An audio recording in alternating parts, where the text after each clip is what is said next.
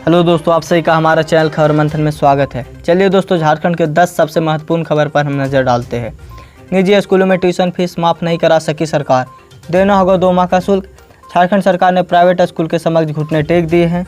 Lockdown की अवधि के दौरान स्कूली बच्चों की फीस माफ़ी को मनवाने में हेमंत सरकार को नाकामी मिली है। राज्य सरकार निजी स्कूलों में ट्यूशन फीस माफ़ नहीं करा सकी। मंगलवार को हुई बैठक में निजी स्कूलों को ट्यूशन फीस वसूलने की छूट दे दी गई है। हालांकि निजी स्कूल लॉकडाउन पीरियड में कोई अन्य शुल्क नहीं ले सकेंगे। तो क्या सरकार के आप इस फैसले से आप खुश हैं या आप इसका विरोध करते हैं? आप हमें कमेंट में ज़रूर बताएं। झारखंड में चीनी वायरस के 86 नए मरीज मिले हैं। इसी के साथ आंकड़ा 1416 पर पहुंच गया है। झारखंड में पिछले 24 घंटे में 92 मरीज मिले हैं, जिसमें मंगलवार को 86 एवं सोमवार की देर रात 6 मरीज मिले हैं। कुल 92 मरीजों के साथ राज्य में अब तक मिले मरीजों की संख्या बढ़कर 1416 पर पहुँच गई है।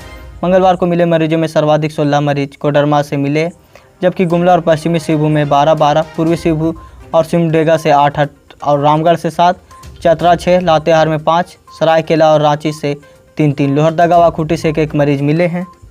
सरकार का बड़ा फैसला, झारखंड के 68,000 पारा शिक्षक होंगे अस्थायी।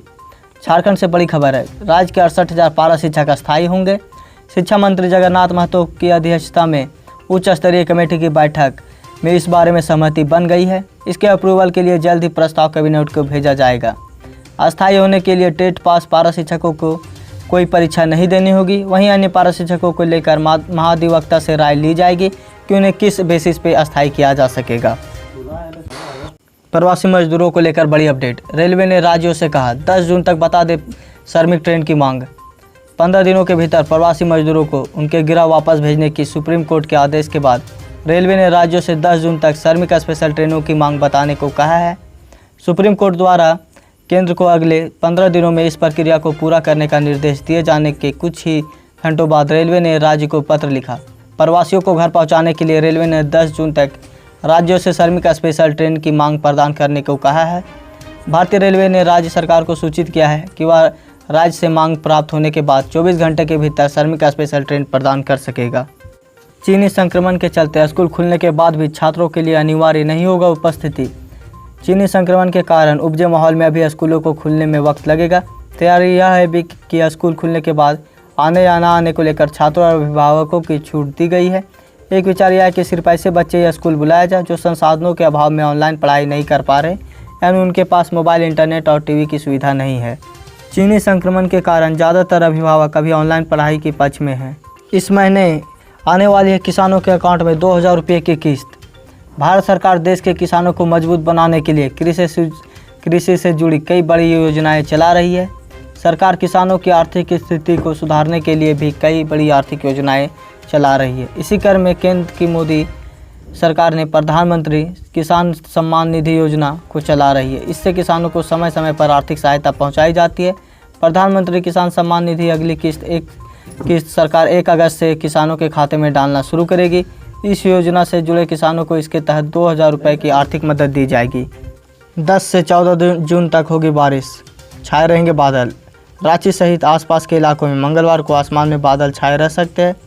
मौसम विभाग के निदेशक डॉक्टर SD कोडाल ने बताया कि हल्की बारिश होने की संभावना है। 10 से 14 जून तक बादल छाए रहेंगे। 10 व 13 जून को 1-2 बार हल्के मध्यम की बारिश हो सकती है। 11, 12 व 14 जून को 2 या 3 बार अधिक मात्रा में बारिश होने की संभावना बनी हुई है। लेह लद्दाख से 80 श्रमिक पहुंचे रांची, एयरपोर्ट पर हुआ स्वागत। लेह लद्दाख में फंसे झारखंड के प्रवासी मजदूरों का आना जारी है। मंगलवार की शाम दूरवर्ती लेह और लद्दाख की एयरलिफ्ट के माध्यम से 80 श्रमिक रांची पहुंचे। ये सभी श्रमिक दुमका जिले के विभिन्न प्रखंड के रहने वाले हैं। ट्रेन के तत्काल टिकट की बुकिंग 29 जून से शुरू होगी। कुछ नियम बदले गए हैं। स्पेशल ट्रेनों में तत्काल कोटे की सुविधा नहीं है, लेकिन 29 जून से तत्काल कोटे की सुविधा शुरू होने वाली है। इस दफ़ा तत्काल कोटे के लिए नियमों में बदलाव किया गया है। स्टेशनों के बुकिंग काउंटर पर टोकन सिस्टम के साथ बुकिंग होगी। श्रमिक स्पेशल ट्रेनों के बाद रेलवे ने 200 स्पेशल ट्रेनों का संचालन शुरू किया है। इन ट्रेनों में सफ़र करने वाले यात्रियों को तत्काल कोटे की सुविधा नहीं दी गई है। 29 जून से ट्रेनों का आवागमन सामान्य होने की उम्मीद बनी हुई है। सुप्रीम कोर्ट का आदेश, 15 दिन में घर भेजे जाए मजदूर, लॉकडाउन उल्लंघन का मुकदमा वापस लिया जाए। सुप्रीम कोर्ट ने आज लॉकडाउन की वजह से देश के भिन्न हिस्सों में फंसे मजदूर को लेकर सुनवाई हुई। इसमें अदालत ने केंद्र सरकार को बड़ा आदेश दिया है। सुप्रीम कोर्ट ने अपने आदेश में कहा कि 15 दिन के भीतर सभी मजदूरों को उनके घर भेजने की व्यवस्था सुनिश्चित की जाए और सभी राज्य सरकारें इसमें केंद्र का सहयोग करें। साथ ही सुप्रीम कोर्ट ने रेल मंत्रालय से कहा कि 24 घंटे में आवश्यक श्रमिक ट्रेनों का भी प्रबंध किया जाए। साथ ही सुप्रीम कोर्ट ने उन मजदूरों पर से केस हटाने का भी आदेश दिया है जिन मजदूरों पर पैदल चलने के कारण लॉकडाउन के उल्लंघन का मुकदमा दर्ज हुआ था। सीएम अरविंद केजरीवाल को कोरोना जांच हुआ, रिपोर्ट में नेगेटिव आया। दिल्ली के मुख्यमंत्री अरविंद केजरीवाल को कोविड-19 बीमारी नहीं हुई है, उनका कोरोना टेस्ट नेगेटिव आया है। उन्होंने मंगलवार सुबह अपना कोरोना टेस्ट के लिए अपना सैंपल दिया था।